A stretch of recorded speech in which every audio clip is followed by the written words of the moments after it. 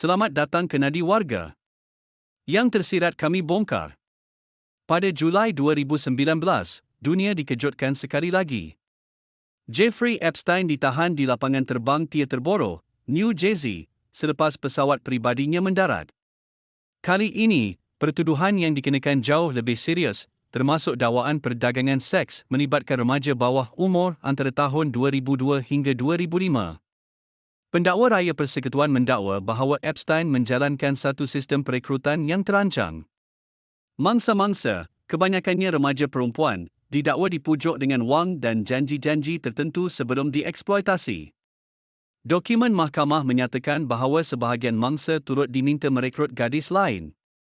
Kes ini berbeza daripada tahun 2008. Kali ini, tekanan awam sangat kuat. Media antarabangsa memberi liputan meluas.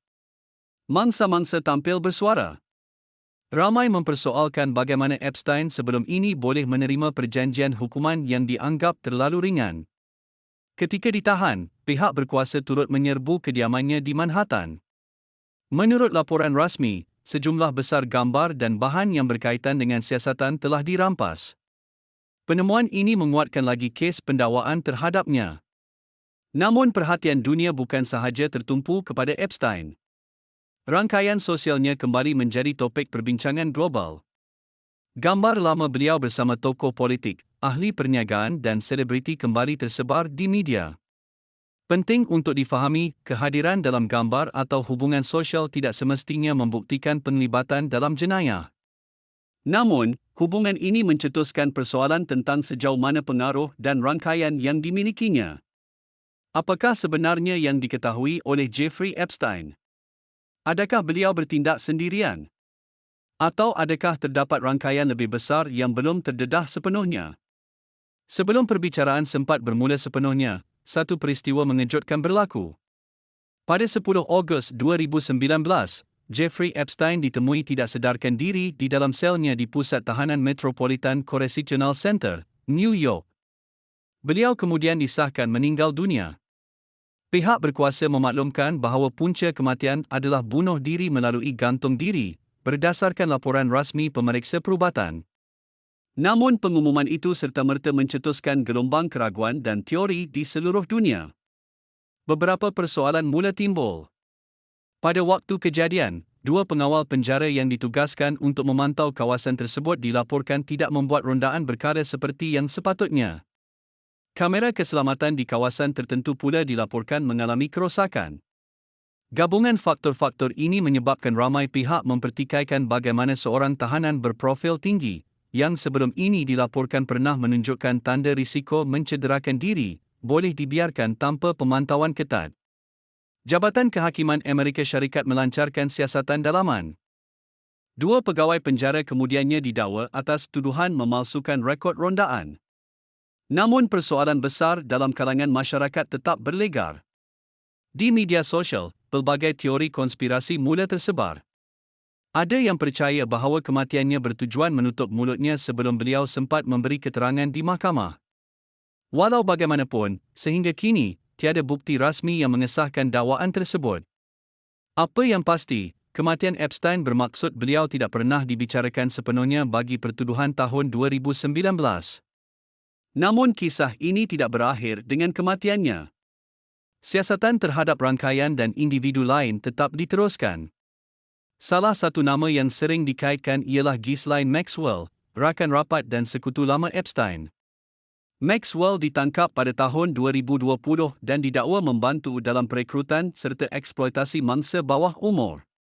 Pada tahun 2021, beliau disabitkan bersalah atas beberapa pertuduhan berkaitan perdagangan seks dan dijatuhi hukuman penjara.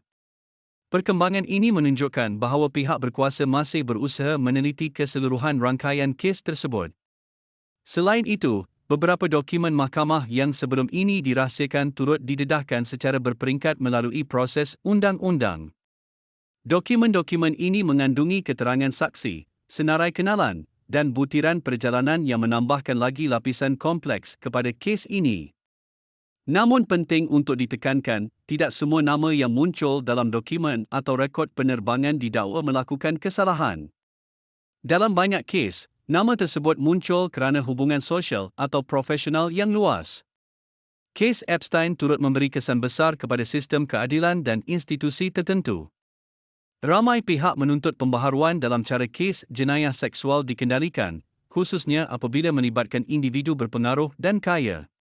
Mangsa-mangsa yang tampil ke hadapan menyatakan bahawa tekanan awam dan liputan media membantu memastikan suara mereka akhirnya didengari. Kisah ini juga menjadi contoh bagaimana kewartawanan penyiasatan memainkan peranan penting. Laporan media yang berterusan selama bertahun-tahun membantu membuka semula kes yang hampir dilupakan. Namun, sehingga hari ini, banyak persoalan masih belum terjawab sepenuhnya. Sejauh mana rangkaian Epstein sebenarnya? Adakah semua pihak yang terlibat telah didedahkan? Atau adakah masih terdapat maklumat yang belum diketahui umum? Apa yang jelas, kes ini meninggalkan kesan mendalam terhadap kepercayaan masyarakat terhadap sistem kuasa dan elit global. Ia menunjukkan bahawa kekayaan dan pengaruh tidak semestinya kebal daripada undang-undang, namun ia juga menimbulkan persoalan tentang keterusan dan accountability. Jeffrey Epstein mungkin telah meninggal dunia, tetapi perbincangan mengenai kesnya masih berterusan. Bagi sesetengah orang, kisah ini adalah tentang jenayah dan keadilan. Bagi yang lain, ia menjadi simbol kepada persoalan lebih besar tentang kuasa, pengaruh, dan sistem yang melindungi mereka yang berada di puncak. Apapun perspektifnya, satu perkara pasti, kes ini akan terus menjadi subjek analisis, dokumentari dan perbincangan untuk tahun-tahun akan datang. Dan mungkin, kebenaran sepenuhnya hanya akan terdedah melalui masa. Sekian Nadi Warga untuk hari ini. Jika anda mahu terus memahami apa yang tersirat di sebalik berita, tekan like, kongsikan, dan subscribe. Nadi Warga yang tersirat kami bongkar.